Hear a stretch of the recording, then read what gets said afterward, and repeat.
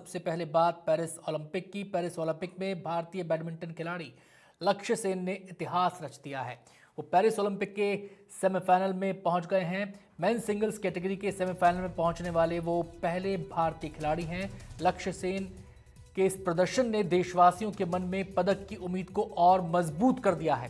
Quarter final में लक्ष्य ने पहला गेम गंवा दिया था, लेकिन उन्होंने दूसरे गेम में वापसी की। फिर निर्णायक गेम को उन्होंने अपने नाम कर सेमीफाइनल में जगह पक्की कर ली।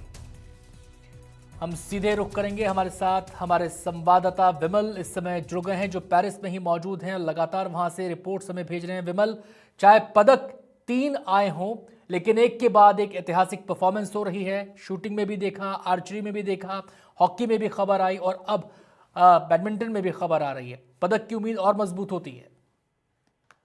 बिल्कुल, देखिए ओलंपिक्स ऐसा ही होता है। आपको जहां एक्सपेक्ट करते हैं जरूरी नहीं है कि वहां पे पदक आए, लेकिन लक्ष्य ने जो आज इस तरह का मुकाबला खेला, बहुत ही क्लोज मुकाबला था। और आगे का जो उनका मुकाबला होगा सेमीज में, उन दोनों खिलाड़ियों को वो अच्छी तरह से हरा चुके हैं, जिससे लक्ष्य से फिर से एक बार उम्मीद बन गई है। आप देखें, बैडमिंटन में उम्मीद के साथ आए थे सबसे ज्यादा सात्विक और चिराग की जोड़ी के साथ। और पीवी सिंधु क्योंकि 2 बार जीती हुई है, लेकिन बहुत फॉर्म में नहीं थी, लेकिन फिर भी उनसे उम्मीद थी। लेकिन अब जो है वहां पे लक्ष्य से उम्मीद बरकरार है। आर्चरी में आपको मिक्स से उम्मीद थी, लेकिन दीपिका से पदक की उम्मीद बरकरार है।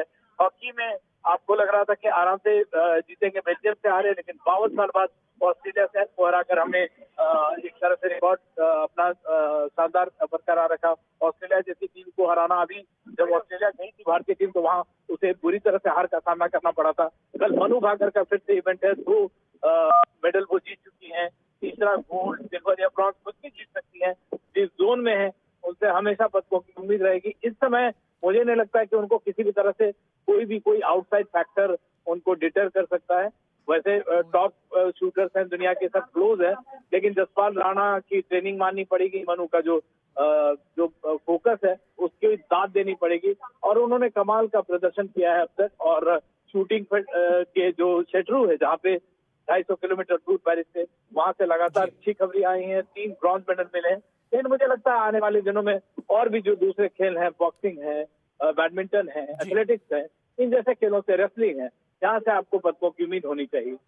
विमल, संक्षेप में ये भी बता दीजिए, अब लक्ष्य का मुकाबला कब है?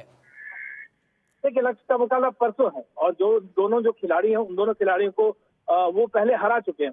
उनसे बेहतर हेड टू हेड जो दोनों खिलाड़ी का बेहतर है, एक्सेल सेन या जो दूसरे खिलाड़ी आते हैं, उनसे उनका रिकॉर्ड बेहतर है।